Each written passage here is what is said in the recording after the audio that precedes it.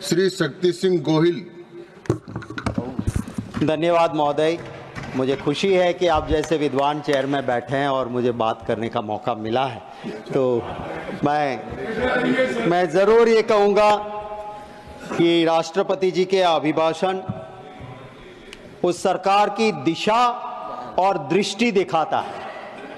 बड़े दुख के साथ कहना पड़ता है कि सरकार ने जो अभिभाषण तैयार करके दिया है उसमें ना दिशा है ना दृष्टि है। अभिभाषण के धन्यवाद प्रस्ताव को लेके हमारी बहन किरणबेन आई है, जो मेरे साथ उन्होंने काम किया है। मैं बड़ी इज्जत करता हूं उनकी। कांग्रेस पार्टी में पली बड़ी, जो संस्कार मिले उसको वहां वजह होगी, पर यह सरकार भी ऐसा करती है कि ऐसे ऐसे लोग, अच्छे अच्छे लोग आए तो सही उनके पास, उनको काम क्या देते हैं? जाओ गाली दो कांग्रेस पार्टी को, जिसने तुमको बड़ा किया उसको गाली दो, उसके खिलाफ बोलो। अरे उसको मंत्री बनाओ, आप वो काबिल है, मंत्री बनाइए उसको। मैं कहता हूं महिला सम्मान करना है तो पहले किरणबेन को कैबिनेट मंत्री बना के देखिए आप, सिर्फ हमें गाली देने के लिए मत रखो। और जब ये लोग हमें गाली देते हैं फिर कोई ना कोई चला जाता है उसके पास। और आपकी कोई उनसे लड़ाई है क्या? नहीं, बिल्कुल प्यार है, आपने कोई लड़ाई। सिफारिश मैं बड़ा सम्मान करता हूँ। सिफारिश कर दी तो मैं सिफारिश कर रहा हूँ तो सर कोई ना कोई चला जाता है उसके पास।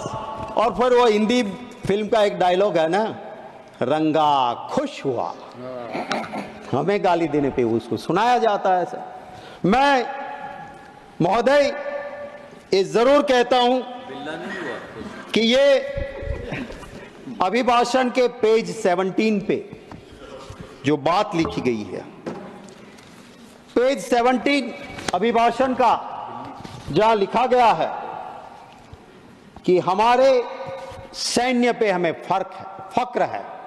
मैं कहता हूं इस हाउस ने, इस देश में बैठे हर नागरिक को हमारी सेना पे फक्र है। अगर हम चैन की नींद सो सकते हैं तो हमारे वो जाबाज जवान दिन रात सरहद पे है, तब हम चैन की नींद सोते हैं। बड़ा दुख होता है सर, मेरे पास इसी हाउस में जो कमेटी का रिपोर्ट सबमिट हुआ था 19 फरवरी 2022 का, वो रिपोर्ट है। और इस रिपोर्ट में लिखा गया है कि मेरे सैन्य के उस जांबाज जवानों को लाइफ सेविंग सामान या जरूरी सामान उस स्टोर में वो पड़ा मिला जिसकी एक्सपायरी डेट हो गई थी। और एक्सपायरी डेट हुआ सामान अगर मेरे उस जांबाज जवानों को देती है सरकार, और ये रिपोर्ट कमेटी की है जहां बीजेपी कांग्रेस के सभी साथी बैठ के इसका विश्लेषण करते हैं, यूनानिमस रिपोर्ट आती है। और जब वो उस रिपोर्ट में लिखा है तो उसका संज्ञान लेके सरकार को, सिर्फ लफ्जों की सजावट तो बहुत आसान है, दिल से भावना होनी चाहिए उनके लिए काम करने के लिए। मैं बड़े भारी मन के साथ कहता हूं, मेरे गुजरात के बस अब कुछ ही महीने में 2 जाबाज जवान शहीद हुए। अग्निवीर था हमारा ये जामकंडोना के हंसवड़ गांव का महिपाल सिंह, विश्वराज सिंह महिपाल सिंह। सर उसकी फौज में जिस तरह से काम वो कर रहा था, पता नहीं क्या हुआ, पास में गन की बैरल फटी, ये शहीद हो गया। दूसरा मेरा जाबाज भाई गुजरात का रोहित डांगर, भावनगर के नेसड़ा गांव का रहने वाला, पैरामिलिट्री फोर्स में जिस तरह से उसकी मृत्यु हुई। मैं गया था, परिवार एकदम गरीब। अब उनकी चीजें, उनका पोस्टमार्टम रिपोर्ट, उसके लिए उनको दर दर की ठोकरें खानी पड़ी। हमें शर्म आनी चाहिए। उनको जो हक मिलना चाहिए, क्यों हम विरोध करते हैं अग्निवीर का? क्योंकि जो शहीद हुआ उसे ना शहीदी का दर्जा मिलेगा, ना वो परिवार कहा जाएगा कि बेटा शहीद हुआ, क्योंकि वो अग्निवीर था। ये शर्म की बात है। एक सिपाही का काम, हमारी रक्षा का काम करने वाले को हम ठीक से नहीं रख पाए। सर मैं हिंदू हूं, मैं मेरे कुल देवता की पूजा करता हूं, मेरी देवी मां की आराधना करता हूं, मोक्ष की प्राप्ति के लिए करता हूं। मैं मतों की राजनीति के लिए मेरे देवी देवता का उपयोग नहीं करता।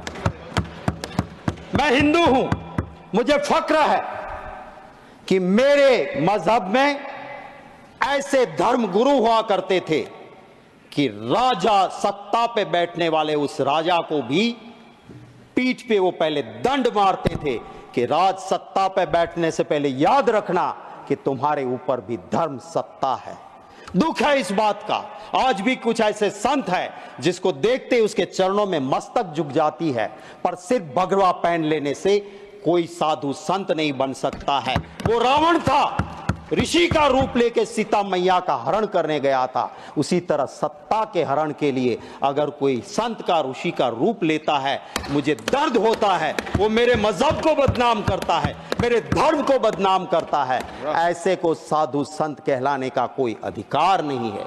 सर, दर्द होता है महोदय, दर्द होता है कि जब धर्म की बात को एक पॉलिटिकल इवेंट बनाया जाता है। मेरा हिंदू धर्म वो है, वो एक गरीब के लिए भी कहता है कि मन चंगा कथरोट में गंगा। जाने की जरूरत नहीं, तू गरीब है भाई, तेरा मन साफ है तो तेरी कथरोट में भी मां गंगा है।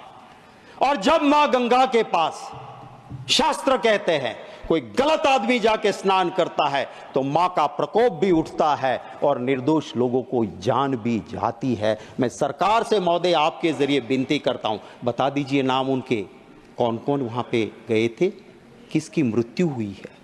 मैं पूरी कांग्रेस का पार्टी की ओर से श्रद्धा सुमन समर्पित करते हुए मांग करता हूं कि पूरी लिस्ट जारी की जाए।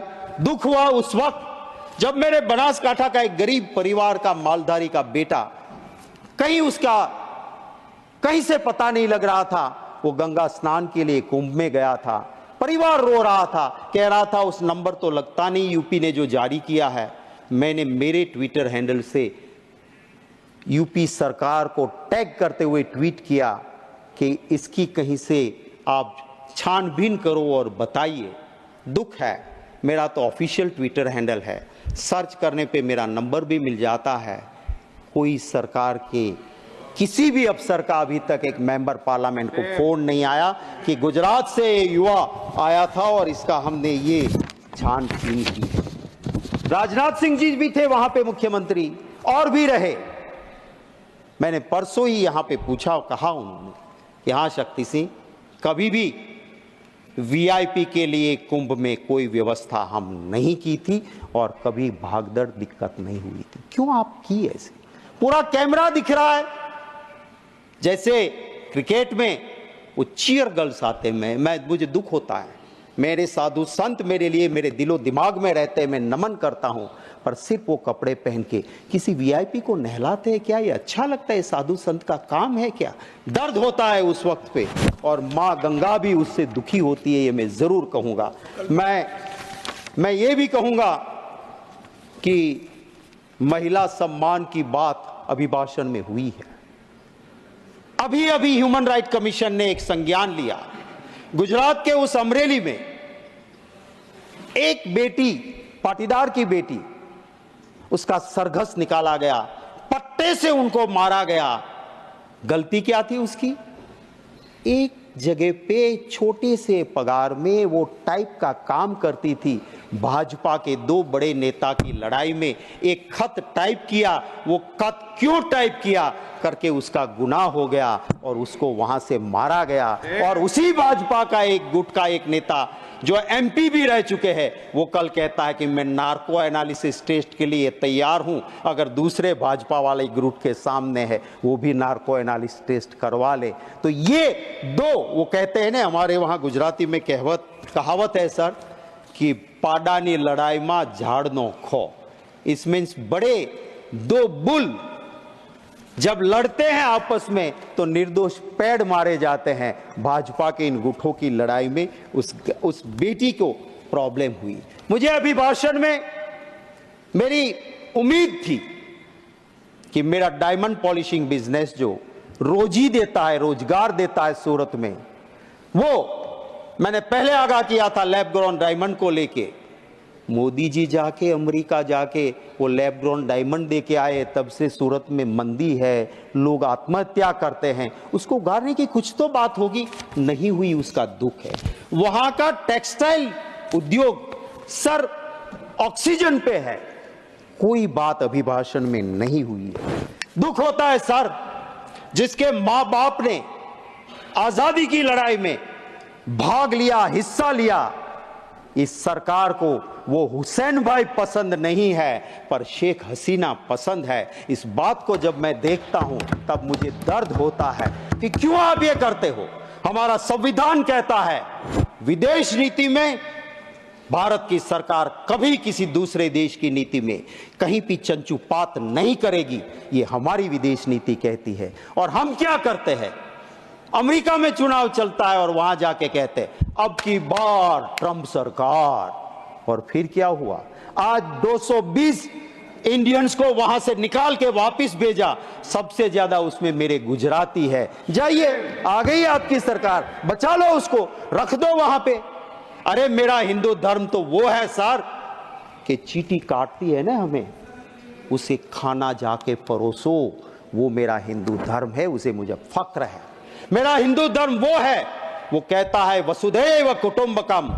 मेरा हिंदू धर्म वो है, वो कहता है आत्मा अमर है।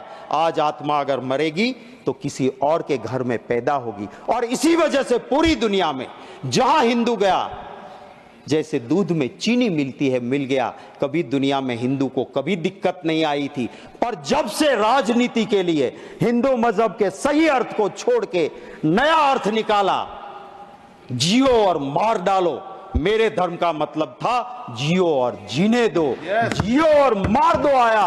और उसके बाद जहां जहां भी बाहर हिंदू रहता है वहां दिक्कत होती है। लाल आंख दिखाओ ना, जाके जाओ पास के कंट्री में जहां पे मेरा मंदिर टूटता है, मेरे हिंदू पे अत्याचार होता है, जाइए 36 का सीना लेके, 56 का सीना लेके बचा लीजिए उसको। आपकी राजनीति की वजह से वहां हिंदू दिक्कत में है, इसको समझना चाहिए। मैं आखिर मेरी मिनट बची है, उसमें एक बात जरूर कहूंगा सर, दिल से भावना होनी चाहिए। गांधी जी गरीब के बेटे नहीं थे, उसके पिता के पास हवेली थी, सबसे बड़े अफसर थे वो नवाब के जूनागढ़ के। गांधी जी खुद बैरिस्टर थे, सूट बूट पहनते थे और जिंदगी भर मौज कर सकते थे। उसने कभी नहीं कहा मैं गरीब का बेटा हूं, पर जब देखा कि मेरे देश की आजादी की जरूरत है तो सूट बूट छोड़ के धोती पहन के आ गए और आधी धोती पहन के इस देश को आजादी दिलाई।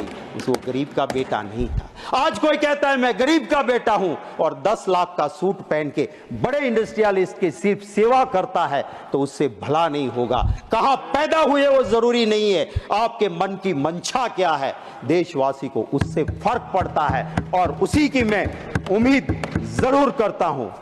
कैसी कैसी बातें होती है सर, मैं आधे मिनट में पूरा कर दूंगा। मैं पूरा बोलिए सर, कैसी बात होती है जब जम्मू कश्मीर में जाते हैं, देश के गृह मंत्री कहते हैं सरकार बना दो हमारी, ईद और मुहर्रम पे मुफ्त में गैस सिलेंडर देंगे। अरे भैया, गुजरात में तो कब से बनाए हुए हैं, दे दो रामनवमी पे, दे दो जन्माष्टमी पे मुफ्त का सिलेंडर, वहां क्यों नहीं देते हो भाई? क्या हमें जरूरत नहीं है? दूसरा कहता है तो कि रेवड़ी बांट रहे हो। तो वोट के लिए आपको कुछ भी करेंगे। जम्मू कश्मीर में पहले कहा बाप बेटी ने बहुत लूटा, फिर बाप के साथ भी सरकार बनाई, बेटी के साथ भी बनाई, और जब देश में दिक्कत लगी चुनाव जीतने में तो बिना तलाक बोले तलाक भी कर दिया। तो ये क्या रीति है राजनीति की? मैं सिर्फ चंद लाइनें जरूर कहूंगा। आज के माहौल को देखते हुए झूठ बिकता है, झूठ बिकता है जुमलों के बाजार में। मुखबिर देशभक्त हो गए, मुखबिर देशभक्त हो गए जुमलों के बाजार में। आजादी के दीवाने देशद्रोही हो गए ये जुमलों के बाजार। वाह सर, आज इस तरह से देश का माहौल चल रहा है। उस वक्त मैं सिर्फ इस अभिभाषण पे जरूर ये कहूंगा कि हमें चिंता करनी होगी उस युवा के रोजगार के लिए, उसको रोजगार नहीं मिलेगा, देश में लॉ एंड ऑर्डर नहीं बचेगा।